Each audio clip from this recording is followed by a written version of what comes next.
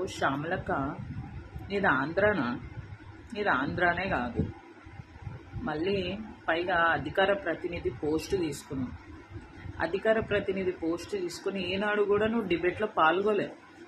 నీ సొంతంగా నువ్వు ఒక మూడు వచ్చినప్పుడు మీడియా ముందుకు వచ్చి ఎటువంటి అవగాహన లేని విధంగా వచ్చి మీడియా ముందు మాట్లాడతావు. వచ్చి ఏవో ముద్దు పేర్లు పెడుతున్నావు. పీపీపీ అంట. ఈ పీపీపీలు, ఎస్ఎస్లు, ఎన్ఎన్లు మేము పెట్టలేక కాదు, మేము పెట్టగలం మీ అన్నకి.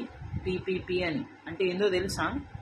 పులివెందుల పిచ్చి పుల్లయ్యా అని అనాలనిపిస్తుంది.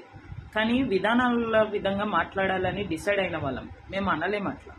ఎందుకంటే మీకులాగా మాకు అవగాహన లేని రాజకీయం చేయడం మాకు రావట్లేదు. మాకు ప్రజల ప్రయోజనాల కోసం ఎలా మాట్లాడాలి అన్న విధానాలు నేర్పించాడు మా నాయకుడు. ఎందుకు పనికిరాని వాళ్ళ గురించి మాట్లాడి పనికిరాని విషయాల గురించి వచ్చి చర్చలు పెట్టుకోండి అని చెప్పలే. ప్రజలు శ్రేయస్సు కోరి వాళ్ళ సమస్యలు ఏంటి అని తెలుసుకొని పరిష్కరించమని నేర్పించాడు నాయకుడు.